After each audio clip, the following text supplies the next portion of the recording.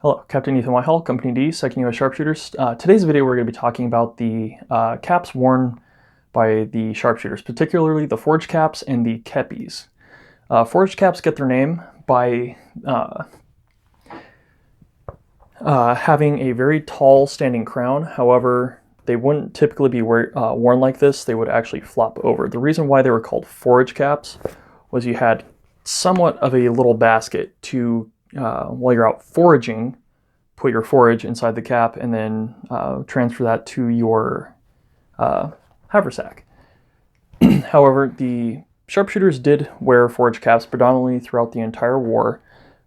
They were first made by George Hoffman Company of Philadelphia. They were issued with no chin strap buckles on the chin strap and did have the either Goodyear patent hard rubber pin shank buttons or Federal Eagle buttons. These ones are original pin shank rubber buttons made by Goodyear and Company. As you can see, the reason why they're called a pin shank is they have a pin for the shank. The first few caps, including with the uniforms, would have been blue caps overdyed with yellow to get a green color. A lot of the original caps that are around have faded to almost kind of a rusty brown color, and that's due to the overdying of yellow. The inside of the caps were typically lined with a brown cotton lining. This one is definitely faded just from years of use out on the field, sweat, that kind of stuff. And they did have a very nice thin pigskin sweatband on the inside. The style of this cap, as I believe, is the Pattern 2 Forage Cap, just because it has the smaller disc on top. Pattern 1s had a very large disc, Pattern 2s had a smaller, and there was a different variation of the brim.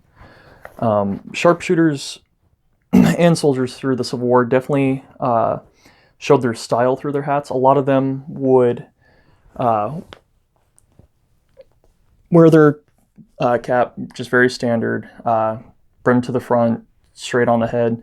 However, some preferred to kind of cock it at an angle, flip the brim up, or just have the brim flipped up like that. As you can see, it does aid if you are firing a rifle and you have to bring it down. It does help a lot better with it up than down because it does block your line of sight. The other kind of forage cap worn by the sharpshooters and sharpshooter officers would have been a private purchase cap like this. The reason why it's a private purchase is the crescent brim, or what's known as the McDowell brim. Typically, sharpshooter officers would have worn these if they did not want to wear a kepi and opted to wear the forage cap. This forage cap does have a ostrich plume feather in the chin strap band. Sharpshooters, their initial uniform would have had a ostrich plume in the cap to model themselves after the European riflemen. However, most sharpshooters did end up throwing them away. Private purchase caps came with all sorts of buttons. However, if you had spares from a uniform issue or a former forage cap, you could have black Goodyear buttons as well. Typically, the insides would have been lined differently, probably to the buyer's specifications. Some were padded, some were lined with different materials, things like that.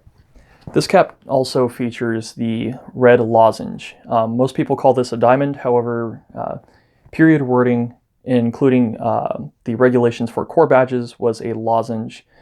Sharpshooters were known for their red diamond because of the corps and brigade they were in at the Battle of Gettysburg, red being 1st Division, the lozenge being 3rd Corps.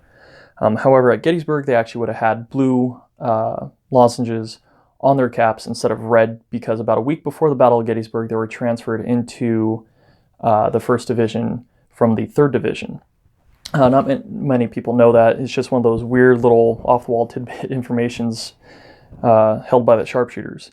However, they were permitted, everyone in the 3rd Corps who fought at Gettysburg were permitted to keep their corps badges on their uniforms or caps as a sign of pride.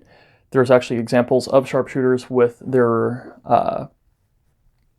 3rd Corps lozenge on their caps. One was a 3rd Corps lozenge with the 6th Corps white cross that the Sharpshooter was mustered out when the 1st and 2nd regiments were disbanded.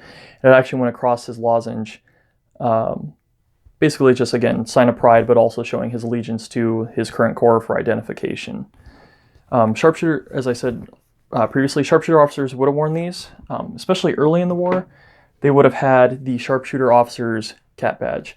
And as you can see, it is USSS, United States Sharpshooters, with cross rifles and a laurel wreath.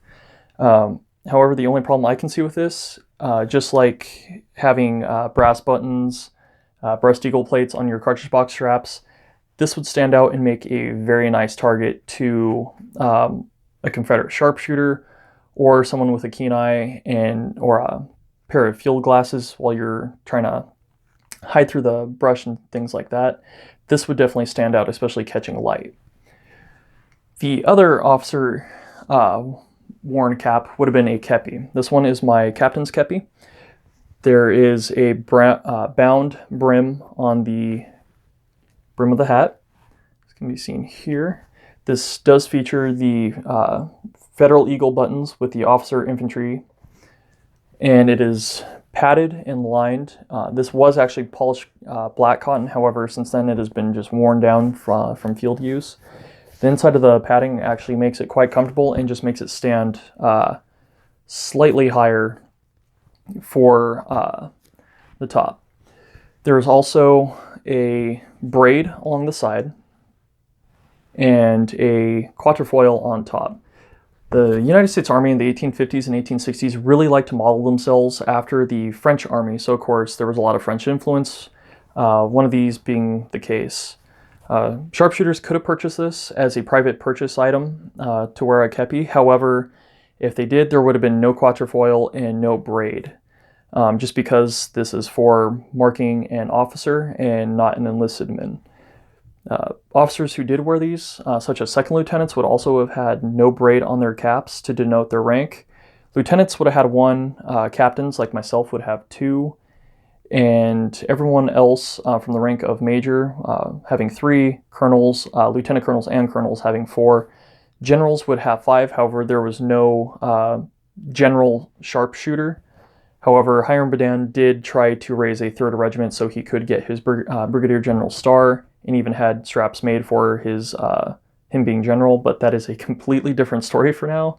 I'm sure we can be more than happy to cover the kind of man Hiram Berdan was. So I'll show you the difference from how high this cap sits compared to the Forage cap. So this cap definitely is a lot more fitting to the head. The very top of the cap rests on the head to keep it slanted forward, everything like that. And as you can tell with the slant forward, it's a lot easier to see the quatrefoil on top of the cap. So if a general officer was riding by, a staff officer, they'd be able to see this if I didn't have my sword or my officer straps, if I'm deciding to wear subdued rank, things like that. It would have been a lot easier to spot a company grade officer or possibly even a field grade. The other caps, which I don't really have any other hats right now for sharpshooters, would have been a civilian style hat, typically a very wide brimmed hat, nothing like a bowler or the very large officer slouch hats that have been worn during the Civil War. They typically favored black as a color. I'm not entirely sure why. There might have been a regulation or an issued order for that to happen. But towards the end of the Civil War, sharpshooters were wearing a mixture of the green forage caps and the black civilian hats. I believe that's all I can really cover right now for Berdan sharpshooter caps. If you like the video, have any questions or anything that you'd like to correct me on, please feel free to subscribe or leave a comment. I'm always willing to listen and learn from people who know things a little better than I do. If you like the video, please give it a like, and if you would like more videos on Berdan uniforms, gear, rifles, and how-to videos with Civil War woodworking, please subscribe.